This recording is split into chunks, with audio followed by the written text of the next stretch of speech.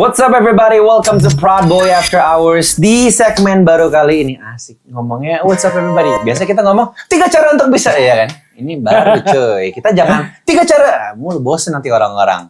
Kalau misal di konten biasa gue kan serius banget ya. Yep. Di sini kita yang santai-santai aja. So once again, welcome to Proud Boy After Hours. Namanya aja baru gue sampai lupa gitu kan. Biasanya kita ngomongnya serius banget ya. Dan kadang-kadang scripted kan soalnya. Ini kita ngalir, nggak ada skrip, nggak ada apa. Kita ngobrol-ngobrol santai aja. Kita bakal ngebahas segala hal yang produktif sampai yang nggak produktif. Karena kalau misalnya produktif mulu, capek! Oke, nah jadi hari ini di sini gue ditemenin sama Mike. So maybe you wanna introduce yourself dulu. Biar orang-orang pada kenal. Oke, hello guys. Mungkin belum pada kenal, gue adalah copywriter lead dari Productivity Boy. Jadi kalau lu ngeliat konten, kebanyakan itu yang nulis gue. Nama gue Michael. Di Instagram nama akun gue @zenwriter. Kalau belum follow sekarang. Dan yang sebelah gue ini, kalau lu nggak tahu, aneh sih. Coba perkenalin dulu diri lu siapa deh. Boleh. Gue akan memperkenalkan gitu ya. Tapi disclaimer dulu. Betul memang yang Mike bilang barusan kalau misalnya konten-konten yang dilihat di Productivity Boy, yang tulis Mike. Tapi itu baru beberapa bulan ini ya. Dulu mah gue nulis sendiri semua, gila loh. Anjir gitu kan. Oke, balik lagi. Memperkenalkan diri gue. Nama gue Rama. Jadi kalau misalnya lo belum kenal seperti yang Mike bilang tadi agak aneh sih kalau misalnya belum kenal karena lo nonton channel ini atau mungkin lo subscribe. Tapi kalau belum kenal, kadang-kadang orang tuh sampai mikir nama gue Productivity Boy cuy. Jadi panggilnya apa? Mimin. Nama gue Rama. Di Instagram jelas nama gue Rama. Rama saatnya dipanggil Min. Dan yang lucu gini, dulu kan profile picture gue kan logo muka itu oke lah. Mungkin orang pikir kayak ini gambar atau apa kayak something gitu. Tapi kan sekarang udah muka gue kan, literally muka gue bukan logo gambar gitu. Nah, gue Rama, I run social media account namanya @productivityboy, we're all over the social media. Jadi ada di Instagram. Followersnya saat ini sih 500 ribuan ya kalau nggak salah, 500 ribuan. TikTok juga ada, followersnya sekitar 330 ribuan kalau nggak salah, as of this moment. Dan YouTube juga ada, subscribersnya sekitar 260 ribuan ya, hampir 270 ribuan. So, all in all, across all platforms, Productivity Boy itu ada sekitar 1 jutaan followersnya gitu. So, that's about me. Lu mulai ngonten kapan? Gue mulai ngonten, nah itu kita harus pencet dulu tuh laptopnya, biar dia nggak hitam. Nah, kayaknya Oman harus pindah ke sana deh, Man. Biar BTW teman-teman ini yang di bawah namanya Oman. Nongol, Man. Gak apa-apa, Man. Nongol dong.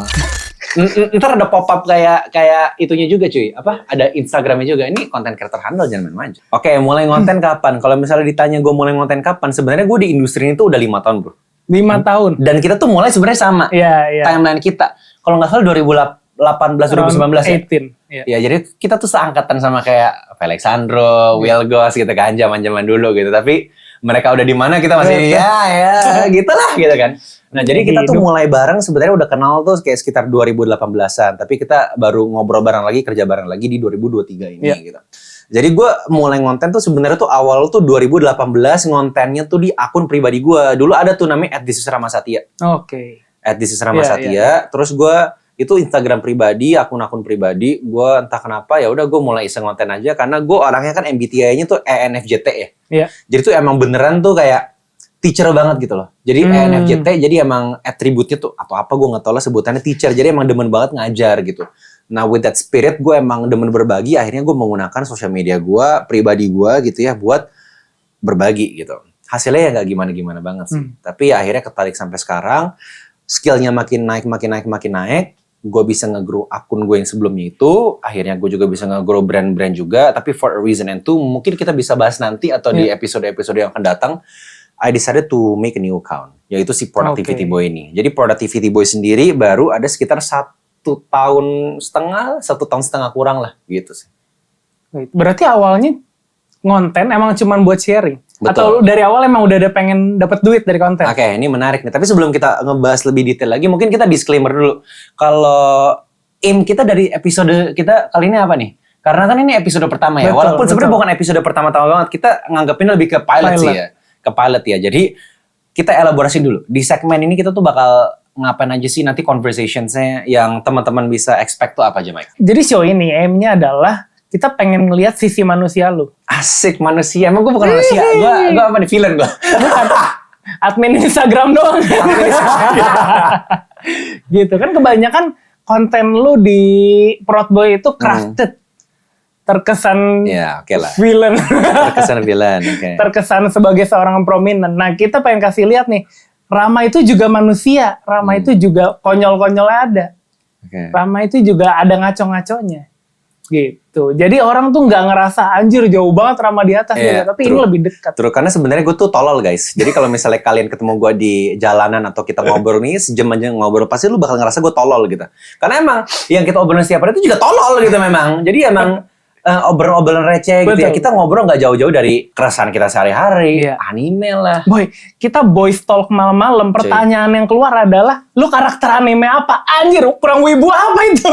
Ya, gitu kan. Kita di sini semua wibu. Jadi kalau misalnya orang kan sering nanya nih kadang-kadang ya, Bang, gimana bang cara bisa masuk tim Proud Boy gitu kan? Karena kan kebetulan sekarang productivity boy walaupun orang-orang mungkin kenal sebagai content creator, tapi we're taking it seriously. Jadi sebenarnya we're a company now juga. Jadi udah ada beberapa teman-teman yang full time gitu. Nggak jarang kita menemukan orang-orang yang ingin bergabung juga gitu. Betul, Entah karena betul. vibe-nya apa atau orang lihat kita pengen gabung segala macam. Jadi kalau misalnya gue pribadi ya itu balik lagi. Lu kalau misalnya mau join kita ya harus wibu.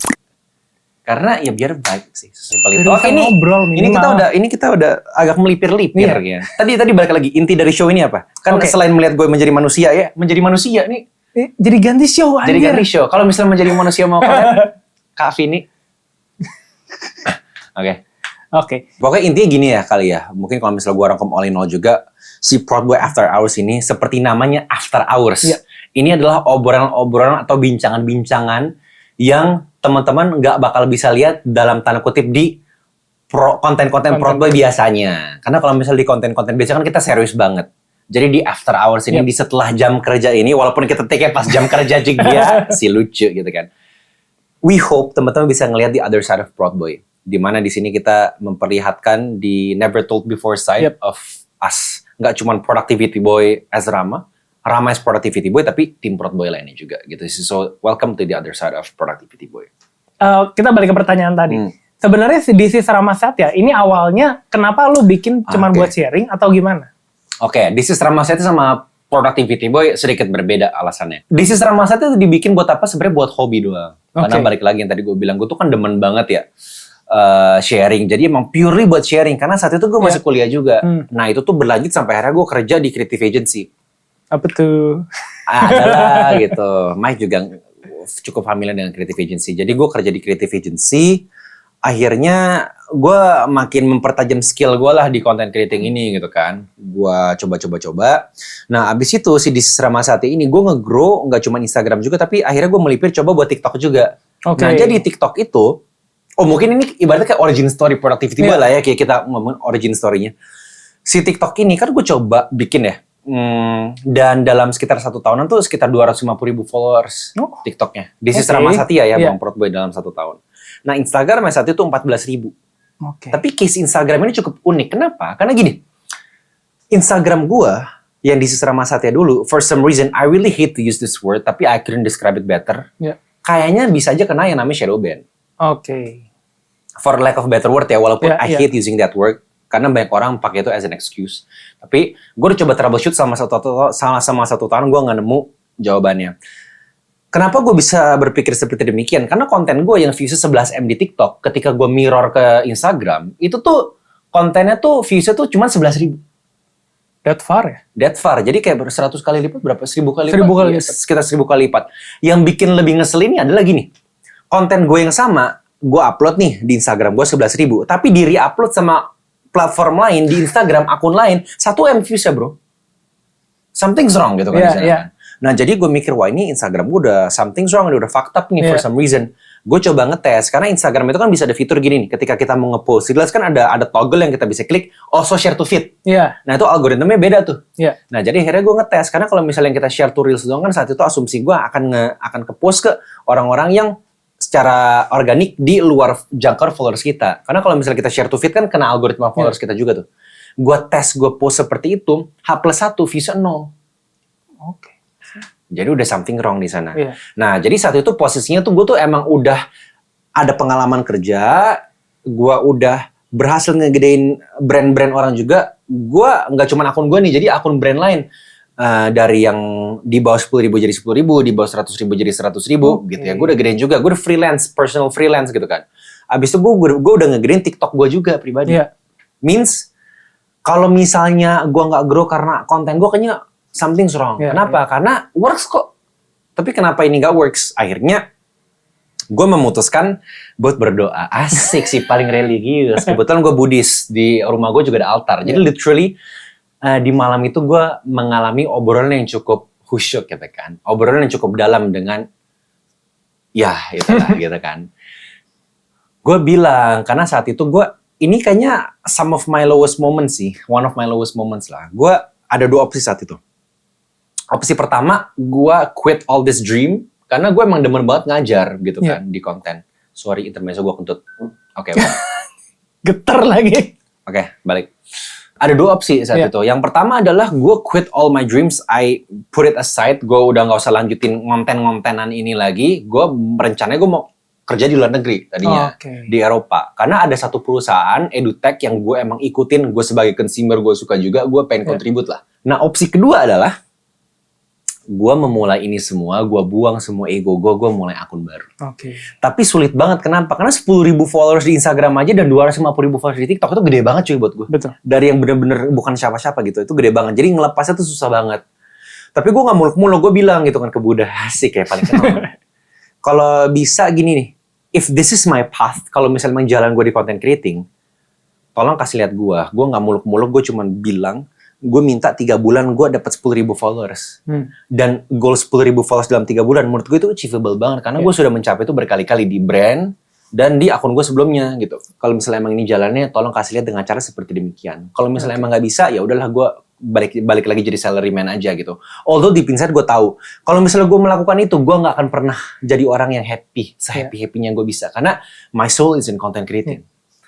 Long story short, yang tadinya permintaan gue cuma dalam 3 bulan gue dapat 10.000 followers, miracle happen gitu ya. Jadi dalam 1,5 bulan gue dapat 150.000 followers di Instagram.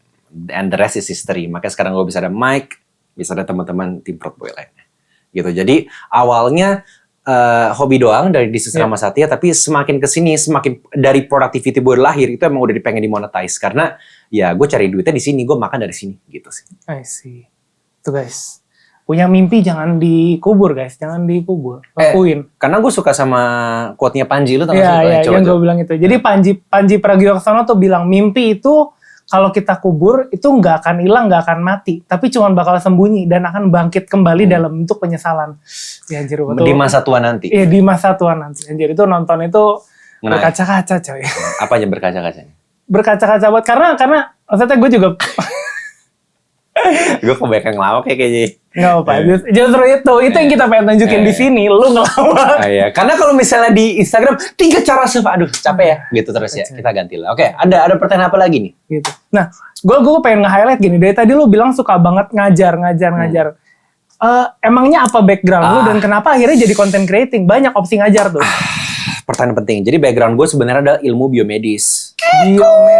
Tahu nggak lo biomedis? Biomedis. Tahu nggak biomedis apa? Biologi membuat obat. Plus minus ya mungkin ya.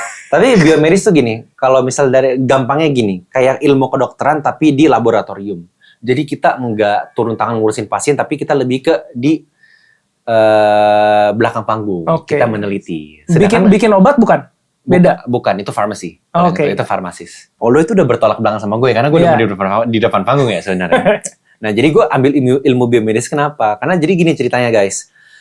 Gue tuh pengen banget jadi dokter. Jadi makanya, karena kenapa gue jadi dokter? Karena emang gue ada personal story dengan kedokteran. Dan pas gue SMA, nilai gue yang bagus tuh cuman biologi doang. Mat gue bukannya jelek banget sampai merah ya, tapi B lah gitulah. B aja gitu literally. Mat gue B aja, fisika gue B aja, sama satu lagi kimia gue juga B aja gitu. Tapi biologi gue tuh selalu A. Emang gue demen banget, entah gue demen ngafal or something about human body, it intrigues me gitu. Nah, karena memang ada experience barusan, gue tuh emang sebenarnya pengen ambil kedokteran gitu. Nah, karena gue sekolah inter, jadi dari gue SD sampai gue SMA gue sekolah inter. Kalau misalnya gue ambil kuliah pun, targetnya tuh masuk ke yang inter juga. Tadinya awalnya gue mau UI inter gitu. Nah, abis gue pelajari lebih dalam lagi, UI Inter, kan kalau misalnya kita ingin melakukan sesuatu kan kalau bisa yang paling optimal ya. Ya. Jadi gue kalau bisa nggak mau berhenti sampai dokter umum doang. Gue pengen jadi spesialis dong. Gue lihat nih spesialis gue nggak mau bejir gitu kan, 10 semester. Belum lagi kalau misalnya S1 kan sama koas segala macam kan 6 tahun tuh kalau nggak salah. Ditambah lagi 10 semester, kurang lebih 5 tahunan kan. 11 tahun bro. Umur 28 gue masih belajar nih. Teman-teman gue udah pada punya anak gitu. Gue belum nyari duit gimana yang serius kan. Wah, gue orangnya rada kurang sabar juga gitu. Jadi sebenarnya gue punya banyak banget hal-hal dan hobi-hobi yang gue pengen explore. Nah oleh karena itu, gue ngerasa kalau misalnya gue ambil kedokteran, satu, kelamaan. Kedua, gue kayaknya kurang fleksibel nih dengan hidup gue. Karena harus komit dong. Kalau misalnya gue jam 3 pagi gue tidur, gue dipanggil rumah sakit, gue harus operasi dong. Nah, kayaknya komitmen seperti itu agak berat buat gue memenuhi keinginan eksplorasi gue gitu. Nah, habis itu apa nih yang gue bisa lakuin gitu kan? Kalau misalnya kedokteran tuh kayak gitu, akhirnya gue nyari apa yang mirip gitu. Ketemu ilmu biomedis. Oke. Nah, habis tuh kebetulan kampus gue tuh deket banget sama rumah. Jadi pakai kendaraan gitu ya. Paling ketawa sih. Pakai mobil gitu, nggak pakai mobil. Pakai mobil. Suka gitu. Iya. Pakai mobil 10 menit nih. Iya. Jadi gue masih tinggal sama orang tua gue juga, jadi living cost-nya lumayan lah. Jadi long story short, ya ilmu gue biomedis gitu, dan ya gitu sih. Akhirnya tetap aja melipir ke konten. Itu disconnected nih. Ilmu medis sama melipir ke konten. Tuh gimana ceritanya, coy? Apa ya? Nah, misalnya lu biomedis kan, kuliahnya nggak mungkin gampang, I bet. Iya. Walaupun nilai lu bagus. Walaupun cum laude ya. Iya. Tapi kenapa abis itu justru jadi konten? Begitu lulus, apakah lu udah sempat kerja dulu biomedis? Oke, good question. Gini, jadi ini kayaknya episode yang cukup egoistik ya, karena semuanya ngomongin tentang gue ya. Tapi nggak apa-apa lah, pilot kan, biar kita lebih dekat gitu kan. Kenapa gue tiba-tiba konten? Karena gini, I have a really terlepas dari konten. I mean, content creating is a way of me to express myself creatively and a way for me to make money. Yeah. Ada 2 aspek itu. Gue mau bring it back sedikit. My relationship with money pas gue SMA itu tuh jelek. My relationship with money. Elaborate more. Jadi gini, gue tuh selalu berpikir, gue nggak mau nyari duit lah. Makanya tuh kenapa gue ambil ilmu biomedis juga. Karena kalau misalnya gue tuh pernah berpikir gini, orang-orang yang kaya tuh apaan sih lo, kayak nggak punya hati banget, mikirnya cuma duit banget, kayak emangnya hidup itu tuh cuman duit doang ya gitu ya. Emangnya duit itu bisa bikin lu sebahagia itu apa gitu kan? Padahal bisa memang gitu kan, si bodoh gitu ya. Kalau udah nyari duit ya lu tahu duit itu penting gitu kan. Gue tuh dulu tuh berpikir seperti itu karena my relationship with money wasn't that good gitu kan. Tapi semakin gue dewasa, gue kuliah, gue tuh baru terekspos sama yang namanya organisasi. Oke. Nah, karena sekolah gue tuh cukup militer gitu, jadi literally cuma belajar doang, cuy. Dari gue SD sampai gue SMA tuh sekolah gue sama gitu kan. Belajar doang. Literally tuh, kan gue Cambridge ya, sekolah gue tuh Cambridge ujiannya. Sekolah gue dulu tuh ngehasilkan banyak banget anak-anak yang jadi world number 1 gitu loh di ujian tersebut gitu. Tapi ya itu belajar mulu, nggak ada ekstrakurikuler. Nggak ada sama sekali? Nggak ada. Makanya dulu gue tuh kerjaan gue nge-gym doang habis pulang sekolah karena emang gak ada apa-apa. Pas gue SMA. Berarti side question dikit ya. Berarti mungkin kehausan eksplorasi lu muncul dari situ. Apa mungkin? Nah, dari organisasi. Makanya gue nih ibaratnya dikandangin, gue gak ngerti apa-apa, terus tiba-tiba gue ketemu organisasi, gue jadi wih gila. I see. Ini connect banget. Gue gak tau, kayak gue is like gue baru menemukan diri gue di sini karena gue demen banget memimpin orang, gue demen banget ini bla bla bla. Akhirnya makanya gue nge-explore terus kalau misalnya di kuliahan orang ngincernya nilai, gue ngincernya organisasi. I see. Although gue cuma punya target dari pas awal gue kuliah, yang penting gue lulus cum laude 3,5 kan. Ya akhirnya lebih dari 3,5 gitu. As long as nilai gue bisa nyentuh, kalau gue projection nih, nilai gue bisa menyentuh cum laude di akhir, gue mau tolol-tolol atau gue mau nge-explore apapun itu boleh gitu. Karena ya takaran gue udah tercapai dari segi akademisnya gitu. Akhirnya gue ngikut organisasi terus. Habis itu gue kayak, gila ini seru banget gitu. Itu berjalan terus tuh selama 1 tahun. Sampai akhirnya di tahun kedua, gue masuk jadi BEM, gue jadi ketua divisi Learning and Development saat itu. Wah, balik lagi Learning and Development. Soft skill banget nih, gue banget nih gitu kan. Abis itu gue jadi penasaran sama yang namanya bisnis. Karena kalau sekolah gue itu kan akademis banget ya. Gak ada bisnisnya. Gue tuh tipe orang yang ngerasa kalau misalnya gue riset mulu kayak gue bakal dead deh. Karena gue cuma ngomong sama pipet doang, sama bakteri doang. sama virus doang. Literally kan sekolah gue gitu ya, neliti bakteri, neliti virus, neliti parasit.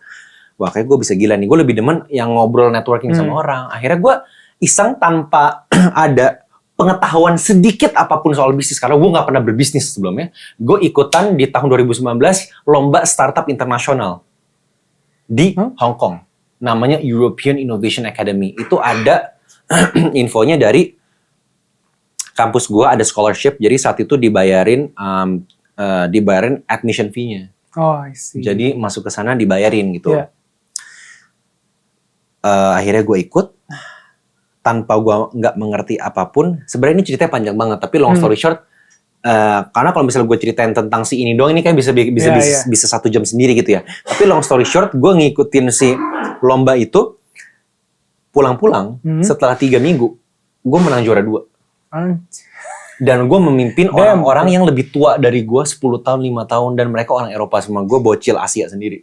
Dan padahal karena ini global. Dan gue nggak ada experience sama sekali. Iya makanya. Dan gue yang jadi, gue ada acting CEO of the team. I see. Ini lomba startup kan soalnya. Jadi itu pertama kali gue terekspos dengan dunia startup, dan I fell in love with that, with business, with startup. Yeah. Akhirnya makanya balik-balik gue tuh internship tuh ke health tech company, ke startup yang health tech. Gue nggak nyari internshipnya tuh ke research facility atau apa gitu, ke research facility, enggak. Gue nyari ke health tech. Makanya skripsi gue juga di health tech company. Nah tapi abis itu sembari gue skripsi kan seperti biasa ya, gue hobinya menyibukkan diri gitu kan. Jadi ada skripsi kayaknya nggak cukup nih, organisasi nggak cukup nih. Gue sampai akhirnya intern juga di creative agency. Nah baru nih melipir ke konten. Gue intern di creative agency, ditawarin full time. Gue penasaran, gue pengen gitu kan. Akhirnya gue join, makin sini gue makin cinta sih. Gue lebih cinta sama dunia konten. Kayaknya ibaratnya kalau bahasa trendingnya ya ikigai gue lebih terpenuhi di content creating inilah gitu. Wait, but kenapa milihnya, kan lu di health tech untuk skripsi, untuk magang juga. Terus kenapa milihnya ujung-ujungnya untuk intern dan full time di creative agency? Karena gue emang udah ada history konten dari gue semester 3, semester 4. Oh, berarti mulai ngonten dari sebelum itu. Iya, jadi ketika di semester 7, semester 8 nih gue udah emang tertarik gitu loh. Abis itu ada kesempatannya, dan kebetulan saat itu gue look up to creative agency-nya kan. Nah, jadi ya udah gue coba gitu. Iya. Yang bikin mulai ngonten apa kalau gitu? Tadi, gue demen aja sharing. Gue demen aja sharing cuy, itu doang beneran deh. Kenapa harus lewat konten? Apakah ada content creator yang bikin lu interest? Kenapa gue mulai konten? Karena gini, dulu gue nggak tahu ya, ini mungkin circle gue aja yang toxic dulu atau gue gimana. Jadi pas gue pertama kali mulai bangun konten 2018, isi Instagram story teman-teman gue tuh kayak orang tuh yang sekali ngomongin atau badmouth each other tapi using Instagram. Aneh banget bro, kayak nggak jelas banget. Mungkin kita pernah ada di era itu mungkin, atau nggak emang circle gue yang aneh-aneh aja. Jadi kayak teman-teman gue tuh kayak ngatain each other tuh pakai Instagram story. Jadi kayak nge-publicize their problem gitu loh. I was like, what the heck is this bullshit gitu kan. Terus gue berpikir, kebanyak banget orang-orang kayak gitu, what if kalau misal instead of this bullshit, toxic thing yang I'm seeing every day, what if ada satu konten yang positif yang nge-reinforce well-being kita. Kayaknya bakal seru deh. Tapi nggak ada saat itu. Karena saat itu gue belum nge-follow akun-akun motivational, akun-akun positif. Gue tuh nggak follow. Gue cuma nge-follow teman-teman gue doang. Followers gue tuh 600 doang, coy. Nah, jadi 600 doang kayak gitu-gitu doang gitu kan teman-teman gue doang. Gue nggak nge-follow orang-orang yang gimana. Terus kayak daripada nggak ada yang bikin, di timeline gue jadi yang bikin. Kita asik sih, paling hero gitu kan. Gitu lah. Berarti bukan villain? Bukan villain, tapi gue pengen jadi villain. Berarti lu mulai konten dari situ buat sharing tentang mental health well-being segala macam? Iya, gue ngomong lebih ke self-development sih dari awal. Dari awal lebih ke self-development. Karena gue emang orangnya demennya tuh, pengembangan diri gue demen banget. Entah kenapa kayak gini banget gitu loh. Kayak well connected aja gue rasa sama pengembangan diri. Gitu. Dari dulu itu? Dari dulu, men. Wait, ini ada disconnect tetap nih. Kenapa? Karena maksudnya kenapa milihnya dokter kalau gitu? Kenapa milihnya dokter? Kenapa milihnya biomed? Tapi lu demennya di situ. Demennya pengembangan diri. Mungkin orang mikir psikologi gitu kan, something gitu. Bisa ke arah situ kan yang lain. Karena pengembangan diri itu ada dalam 4 faktor. Asik sih, paling 4 faktor. Ada physical, ada emotional, ada spiritual, ada mental. Iya. And I think kedokteran salah satunya, which is physical kita. Psychology and mental well-being mungkin kan lebih ke mental sama emotional kan. Spiritual gue juga sebenarnya cukup orang yang spiritual karena gue cukup dekat dengan agama. Gue bersyukur gue grow up di keluarga yang cukup conscious and aware terhadap agama. Jadi secara holistic, I think it encompasses my whole journey juga gitu. Jadi nggak cuma soal badan, tapi soal mental, soal emosional, dan soal spiritual juga. Jadi dulu sebenarnya awalnya gue tuh pernah bikin podcast cuy, namanya Other Sets of Mind, dan itu literally nggak bahas 4 itu. Lu pernah denger gak sih? Nggak ya, belum pernah. Pernah tahu, tapi belum ada. Jadi gue tuh nggak bahas 4 faktor itu, woy. Physical, emotional, mental, sama spiritual. Gitu. Other side of mind. Other sets. Other sets of mind. Kenapa? Karena ada mindset. Orang kan kebanyakan ngomong mindset doang, tapi nggak ada set lainnya. Ya itu gue ngambil dari Robin Sharma sebenarnya. Tahu nggak lo? Yang 5am Club. For interior empires apa sih? Jadi kayak ada mindset, heart set, soul set, sama mindset, heart set, soul set. Itulah satu lagi lah. Suicide. Bukan suicide ya guys. Tapi itulah gitu ibaratnya. Berarti udah setelah itu lo merasa sharing tapi ternyata gak bisa grow, terus lo bikin baru lagi kan sekarang untuk Productivity Boy. Nah, kenapa productivity kalau gitu Ajungnya yang dipilih? Kenapa nggak self-development boy? Oke, karena salah satu learnings yang gue dapatkan dari konten gue di This is Rama Satya. Itu terlalu broad banget. Gue ngomong itu self-development, tapi itu mental health ngomongin, productivity ngomongin, habit ngomongin, law of attraction dulu ngomongin. Jadi campur aduk juga, nggak spesifik banget gitu loh. Nah, entah kenapa kayak gue merasa dari gue belajar-belajar juga dari orang luar, dari orang Indo juga ya, yang lebih pintar dari gue soal content creating dulu. Ketika kita mulai, it's better to niche down. Oke. Although mungkin ada orang yang nggak setuju dengan ini ya. Dan I take that advice to heart. Dan itulah kenapa juga my niche itu tuh ada di nama gue kan, di username gue Productivity Boy. Jadi orang tahu when you see this account, you're gonna talk about productivity. Gitu loh. Jadi productivity di antara, karena gini, kan awalnya kan gue kan ngebahas self-development. Self-development ibaratnya kayak payung ya. Contoh kalau misal Ismaya kan, Ismaya ada DWP, ada apa sih, With the Fest ya. Ada With the Fest, ada. Terus restorannya kan juga banyak kan. Ada Tokyo Belly, ada Kitchenette, ada bla bla bla. Nah self-development nih Ismayanya nih payungnya. Tapi kan bawahnya kan ada banyak. Ada productivity, ada habit, ada time management lah. Anything else in between kan. Ya gue cuma mau ngepilih si yang udah spesifiknya ini apa. Di antara semua ilmu self-development yang menarik bagi gue, yang paling gue bisa dan paling gue kuasai, balik lagi, suka plus jago ya kan? Itu di productivity. Menurut gue bisa compete well in this space. Dan gue bisa kasih unique advice. Kenapa? Karena yang membedakan Productivity Boy dengan konten-konten produktif orang lain adalah I talk science-based. I see. Karena background lo. Background gue. Dan itu yang membedakan Productivity Boy dengan konten-konten produktivitas akun-akun lain. Science-based. Makanya orang ngerasa. Dan entah kenapa ketika gue ketemu orang dan mereka bilang, konten lu gue suka nih karena ada aspek science, itu berarti message gue terdeliver dengan bagus. Karena mereka mengerti itu. Makanya itu, berarti itu emang dari awal udah di plan. Untuk itu jadi pembeda antara akun Productivity Boy sama yang lain. Iya, karena kalau misalnya kita bikin course tuh, ada course kan kita juga ada course ya, Flow Zone Blueprint, dan akan ada upcoming course juga namanya Productive Millionaire Series kan ya. Itu tuh ada citationnya semua, ada jurnalnya. Jadi kalau misalnya lu mau meneliti omongan gue yang gue sudah bumikan, yang gue sudah olah biar gampang dimengerti, itu tuh ada citationnya cuy.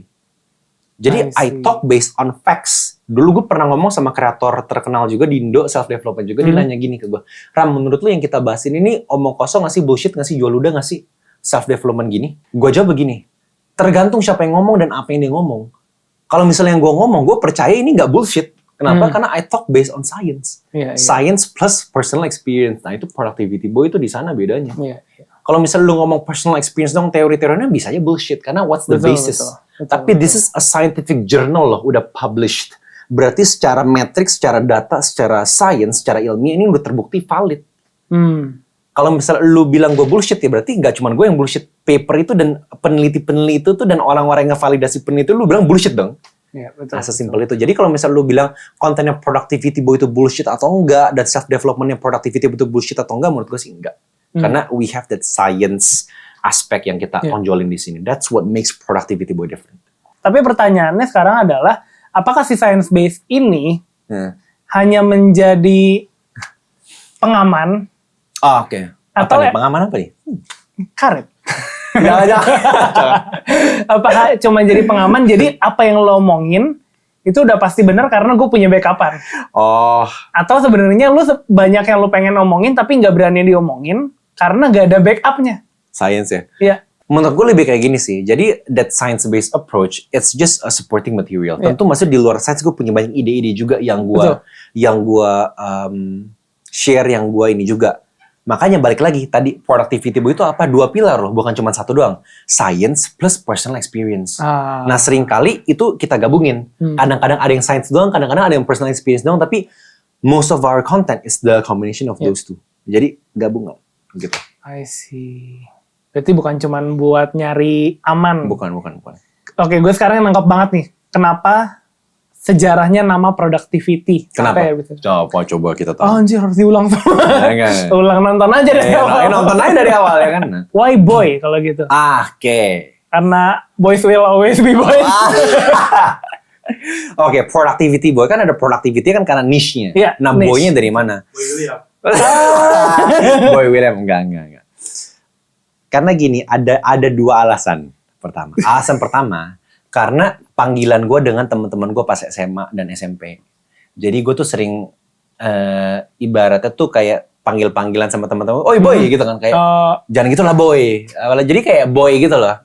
Jadi kayak dilucu-lucuin di plastik boy, kayak diledek-ledek itu kayak boy gitu kan. Yeah. Wait, sweet boy gitu kan. Jadi kayak ada aspek personal juga, yaitu cerita gue dengan teman-teman gue pas SMA, kita saling manggil, saling ngejek satu dengan sama lain tuh boy.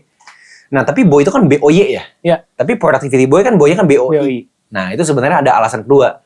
Nah, jadi gue nih demen banget sama Korean rap atau Korean hip hop. I see. Nah, jadi terinspirasi dari salah satu nama rapper yang gue suka juga. Gue suka banyak banget lah, tapi salah satunya namanya Lil Boy. Oke. Lu tau kan Lil Wayne, Lil bla bla bla. Ini ada yang namanya Lil Boy. Nah, tapi boy-nya tuh BOI. Oke. Nah, jadi kalau misalnya lu mau tau Lil Boy, search aja lagu-lagunya. Gue taunya dari mana? Gue taunya dari Show Me The Money. Gue tuh demen banget nontonin survival show ini, namanya Show Me The Money. Itu tuh ibaratnya tuh kayak Indonesian Idol atau kayak X Factor tapi buat rap tapi Korea. Itu keren banget. Kalau misalnya lu mau nonton Lil Boy, lu nonton yang Lil Boy Bad News Cypher Volume 2. Itu hip hop banget stage ya. Gue rekomen nonton itu. Kalau misalnya lu mau nonton Show Me The Money, nonton yang season 777 dulu. Itu the best season ever. Ini gue malah jadi promotion Show Me The Money. Tapi itu bagus banget. Show, ya bisa jadi. Semoga ya gue bisa ketemu rapper-rapper favorit gue. Tapi in a sense we can get into it a lot more details karena Korean rap and hip hop itself, it impacted my mindset and my career a lot. How? Kita tap sedikit ke sana ya.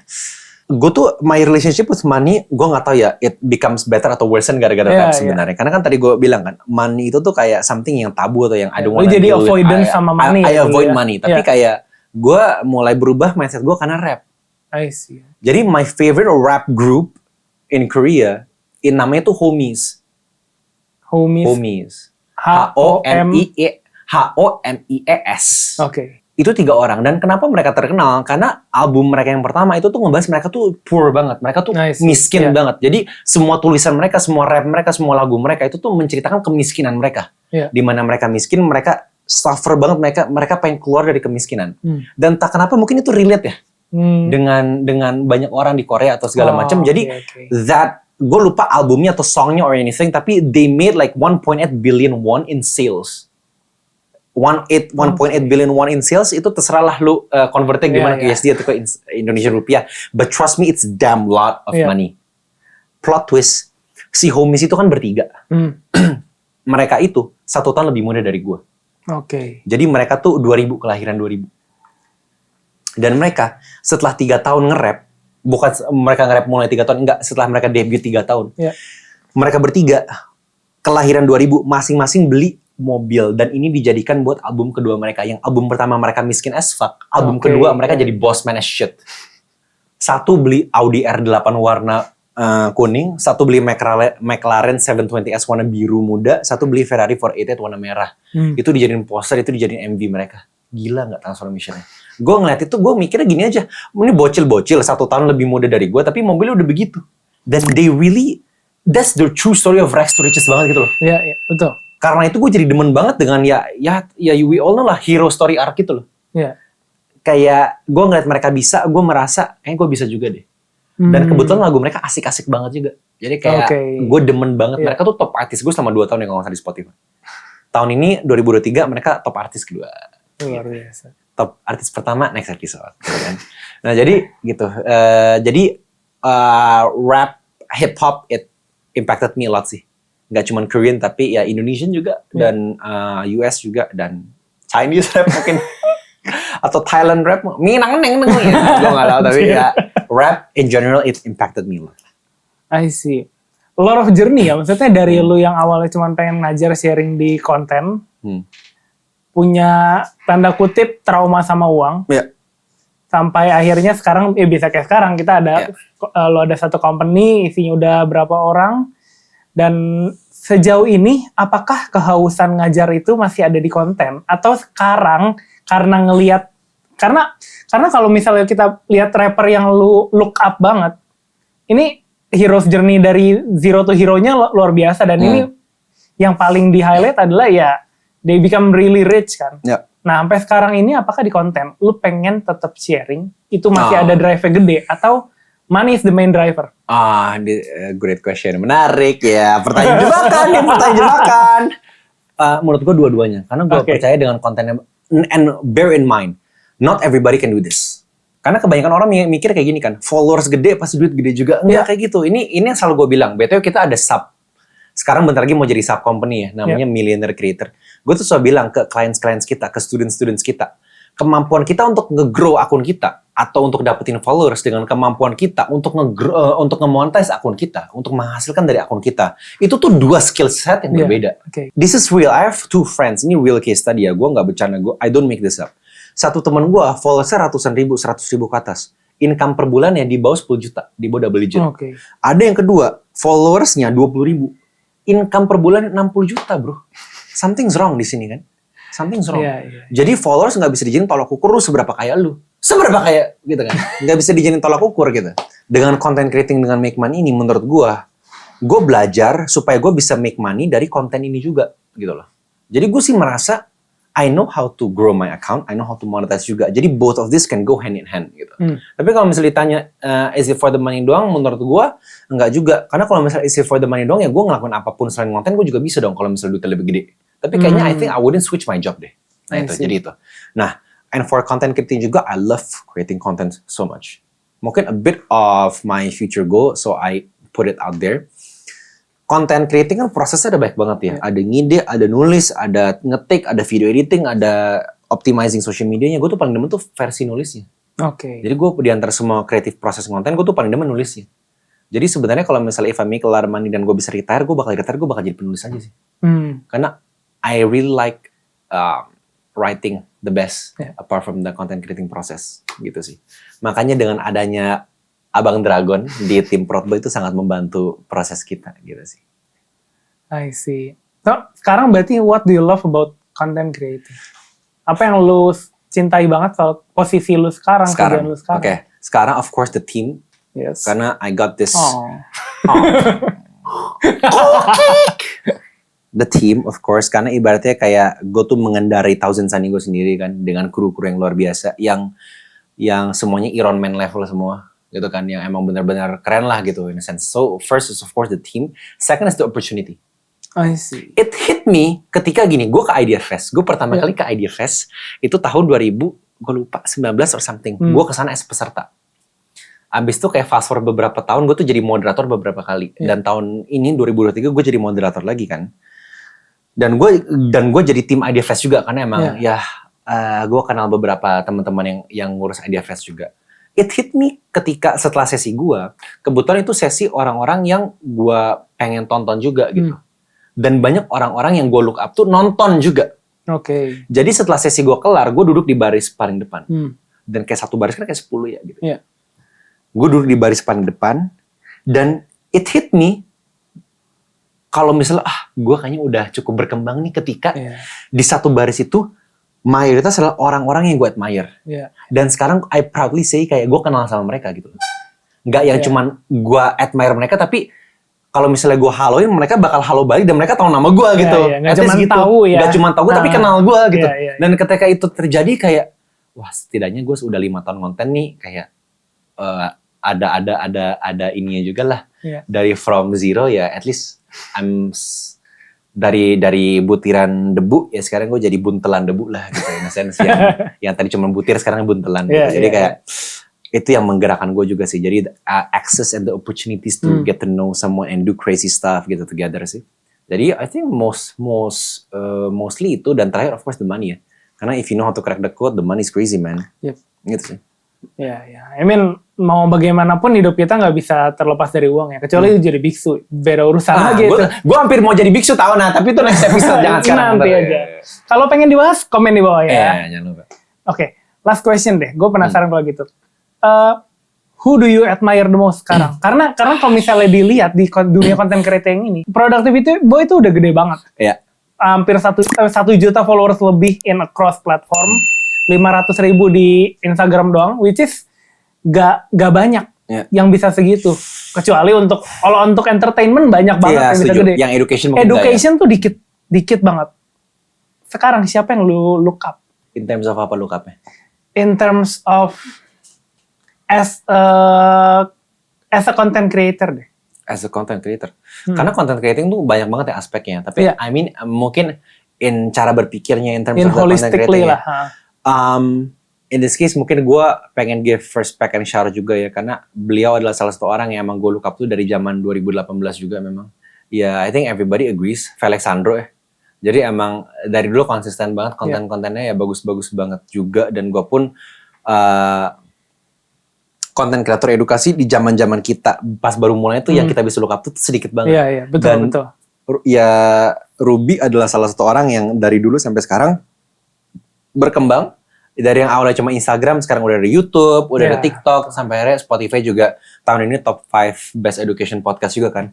Jadi gak ada give kudos juga kan to Ruby. So ya itulah emang bener-bener I would say kayak salah satu orang yang emang berpengaruh juga ya dalam proses kreatif gue. I would say Ruby gitu ya kalau dalam negeri. Kalau luar negeri I would say of course Danko lah ya. Danko. He's one of the minds yang menurut gue gak semua orang tuh bisa copy. Mungkin semua orang bisa copy dia, but something you cannot copy adalah vibe-nya, bro. Lu mau nge-copy ide dia bisa, lu mau nge-copy cara ngomong dia, cara nulis dia bisa, tapi you always can copy the vibe. Dan itu nggak semua orang bisa kayak gitu. Punya karisma yang beda. Punya karisma yang berbeda gitu. Jadi Danko, how he writes his ideas, and his monetization model and his products, itu gue belajar banget juga banyak dari Danko gitu kan. Mungkin yang gue lagi demen consume sekarang kali yang gue lagi demen consume sekarang. Karena kalau misalnya gue jawab Ali Abdal udah terlalu mainstream ya. Karena gue tuh lagi main Twitter, bro. Sekarang kan. Jadi ibaratnya gue tuh kalau ketemu orang gila ya Ram, lu udah nge-master si social media nih. Instagram jalan, TikTok jalan, YouTube jalan. Tapi dalam hati gue masih ada 2 platform loh yang kita belum dominate dalam tanda kutip. Yakni? Masih ada Twitter sama LinkedIn. And I think both of them are different beasts. Gitu loh. So I would say a person that masters both of them ya Justin Welsh. So I would say Justin Welsh sih. Gitu kalau misalnya kita ngomongin in terms of Twitter sama LinkedIn. Dan mungkin banyak dari teman-teman yang nggak main Twitter mungkin nggak tahu Justin Welsh, tapi keren banget sih itu orang. Gitu sih. So Felix Sandro dalam negeri gitu ya, luar negeri I would say Danko. And then yang gue lagi sering consume kontennya sekarang Justin Welsh. I think that's it buat episode pertama kita. Pilot sudah cukup mengenal gimana Productivity Boy dari seorang mahasiswa biomed sampai kayak sekarang. Jadi supaya konten-konten kita nggak 3 cara supaya biar nggak gitu, kita ngobrol santai juga di sini. And I would like to highly encourage teman-teman yang nonton ini, if you like the session, please leave a like. Please follow, please subscribe, please do everything you can. Dan kalau misalnya punya topik requestan buat menjadi topik pembahasan kita next episode, leave it in the comments below. Karena kita pasti baca ya comments-commentsnya dan pasti kita akan take into account juga. Dan yang paling penting gue mau kasih tau juga bahwa kita akan ngebacain pertanyaan paling random atau pertanyaan terbaik ya di setiap episode yang barunya. Paling menarik. Dan kita akan kasih lihat username-nya siapa. Jadi lo akan bisa masuk ke dalam video kita. Gitu. Itu sih yang paling terpenting yang gue mau share juga. Dan this show is going to be like that ya. It's going to be raw. Kalian bakal ngelihat sisi lain dari Productivity Boy yang gak 3 cara doang langsung di sini, tapi dan gak cuma Proud Boy doang, tapi semua dari Proud Boy. Gak cuma Proud Boy, tapi kalian juga bakal ngelihat tim Proud Boy yang mungkin gak pernah kelihatan sebelumnya. Yang penasaran, mungkin bisa ngelihat di sini. So maybe that's it for today. Itu episode pilot kita. Sampai ketemu lagi di episode selanjutnya di Proud Boy After Hours. Let's get it!